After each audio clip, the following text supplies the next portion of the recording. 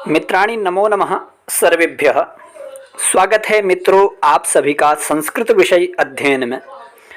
मित्रों, आज आप सभी के लिए यूजीसी नेट की परीक्षा को उद्देश्य करके आज मैं व्याकरण से संबंधित एक प्रश्न को लेकर के आया हूँ, एक विषय को लेकर के उपस्थित हुआ हूँ। आप सभी जानते हैं प्रायः वर्तमान में जो परीक्षाओं की जो नीति है, उन परीक्षाओं में अंदर से प्रश्न न पूछते हुए वह प्रश्नों को थोड़ा बुद्धितः ग्रहण करके इस प्रकार से पूछ रहे हैं, जिस प्रकार से जैसे किसी अध्यायों का नाम पूछ लेते हैं या किसी संख्या से युक्त किसी भी प्रकरण इत्यादियों का नाम पूछ लेते हैं, उनका नाम के साथ साथ उनका क्रम पूछ लेते हैं कि पूर्व में क्या है और बाद में क्या है। जैसे आप सभी जानते होंगे कौटिल्य अर्थशास्त्र के जैसे प्रकरण हैं उनके नाम पूछे जाते हैं, और जैसे याज्ञवल्क्य की स्मृति है उसके प्रकरणों के नाम पूछे जाते हैं, और नाम के साथ साथ उनका क्रम भी पूछा जाता है कि पहले क्या है, बाद में क्या है और बीच में क्या है। तो संभावना यह है व्याकरण सिद्धांत कौमुदी जो भट्टोजी दीक्षित आचार्य द्वारा विरचित है, उसके जितने भी समस्त प्रकरण हैं उन प्रकरणों के नाम हमें याद करने हैं। वैसे तो यह विषय बड़ा ही सरल है।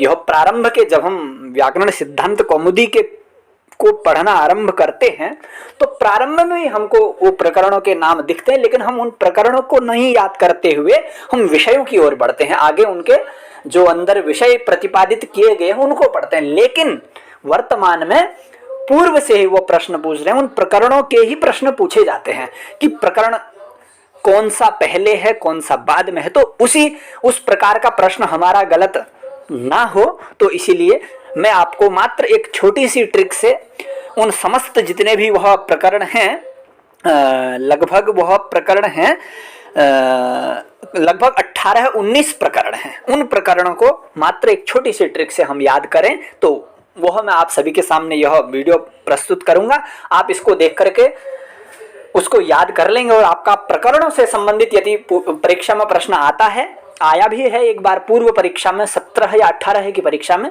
पूछा गया है, प्रकरणों का क्रम पूर्व के 4-5 या बीच के 4-5 प्रकरणों को दे देंगे और उनको क्रम से हमें लगाना होगा। तो इससे पहले यदि आप अभी चैनल में नए हो तो चैनल की सदस्यता अवश्य ले लें और परीक्षार्थियों के लिए भी इस वीडियो को शेयर अवश्य करें। तो आइए हम अपना वीडियो आरंभ करते हैं। तो यह है, आप सभी के सामने दिखाई दे रहा होगा, यह पीडीएफ माध्यम में निर्मित किया गया है। यदि आपको इसकी आवश्यकता हो तो यह आपको टेलीग्राम माध्यम से उपलब्ध भी कराया दिया जाएगा। इसके लिए आप टेलीग्राम ग्रुप से जुड़ सकते हैं। तो व्याकरण सिद्धांत कौमुदी प्रकरण क्रमः, प्रकरण का क्रम हम जानेंगे। यह मात्र 2 श्लोक अनुष्टुप छंद में रचे गए हैं। बस इन 2 श्लोकों के माध्यम से उन 18 प्रकरणों को हम याद कर सकते हैं संक्षिप्त रूप में। तो यह हम एक बार पढ़ लेते हैं। क्या है? संज्ञा च परिभाषा च संधि सुबंतम अव्ययाः, संज्ञा च परिभाषा च संधि सुबंतम अव्ययाः, स्त्रीकारक समासाश्च तद्धिद्विरुक्तकीर्तितं, तिङन्त प्रत्ययान्ते च लकार कृत्य पूर्वकृत उणाद्युत्तर कृतौ चैव, उणाद्युत्तर कृतौ चैव वैदिकलिंग शासने, वैदिकलिंग शासने।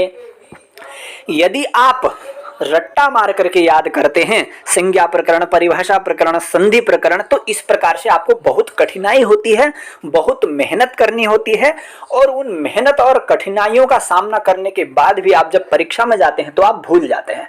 तो इसलिए आप मात्र इन 2 श्लोकों को यदि लयबद्ध होकर के 10 या 15 बार पढ़ें तो आपको बढ़िया से याद हो जाएगा, जिसे आप भूल नहीं पाएंगे, याद आपको हमेशा रहेगा।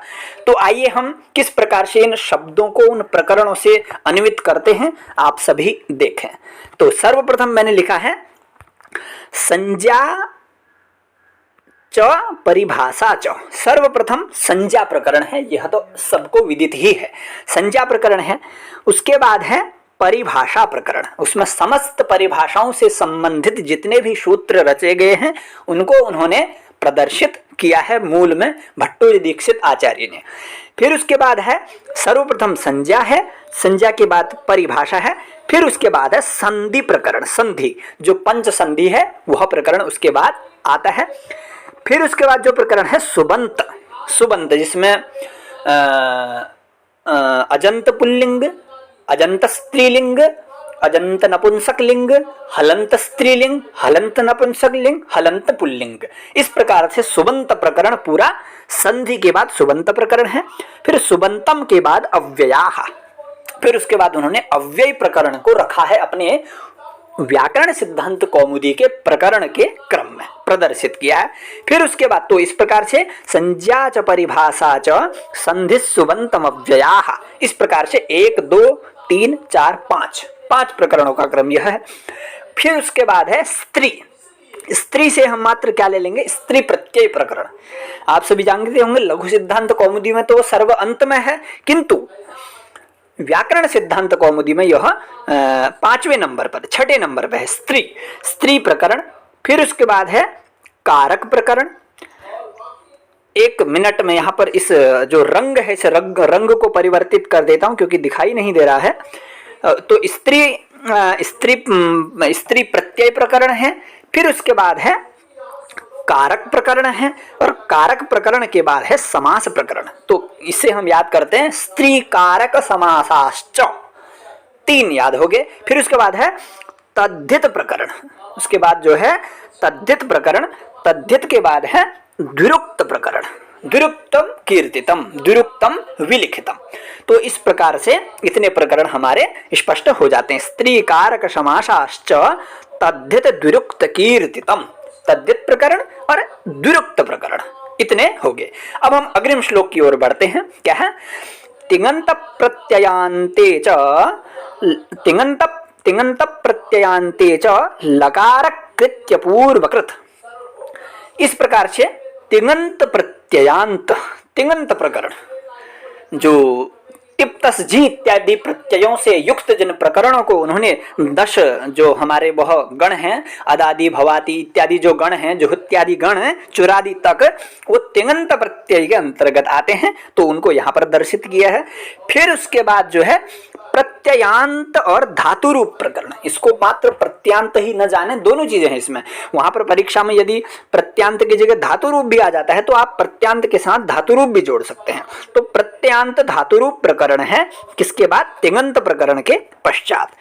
फिर उसके बाद है लकार, लकार यानी कि जो उन्होंने लकारार्थ प्रकरण को प्रतिपादित किया अपनी व्याकरण सिद्धांत में, तो वह है लकार प्रकरण, लकारार्थ प्रकरण के नाम से हम उसको जानते हैं।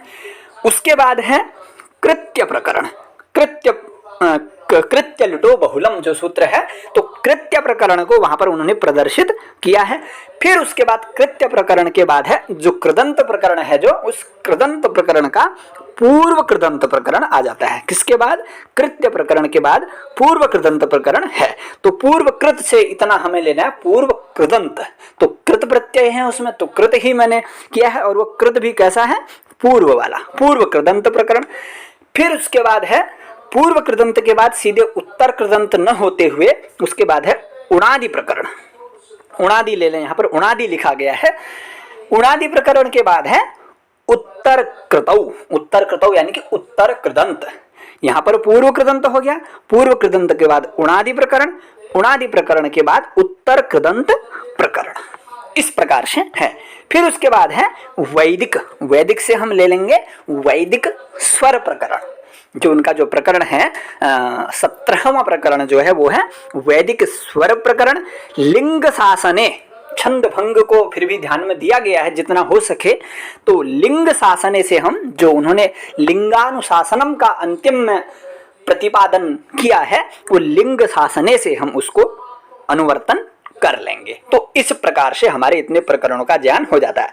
तो किस पर, संज्ञा प्रकरण है सर्वप्रथम, उसके बाद परिभाषा प्रकरण है, उसके बाद संधि प्रकरण है, संधि के बाद सुबंत प्रकरण, सुबंत के बाद अव्यय प्रकरण, अव्यय के बाद स्त्री प्रकरण, स्त्री प्रकरण के बाद कारक, समास प्रकरण, तद्धित प्रकरण, द्विरुक्त प्रकरण, उसके बाद तिङन्त प्रकरण और प्रत्ययान्त धातु रूप प्रकरण, लकारार्थ प्रकरण, कृत्य प्रकरण, पूर्व कृदंत प्रकरणम और उणादि प्रकरण, उत्तर कृदंत प्रकरण, वैदिक स्वर प्रकरण और लिंगानुशासनम प्रकरणम।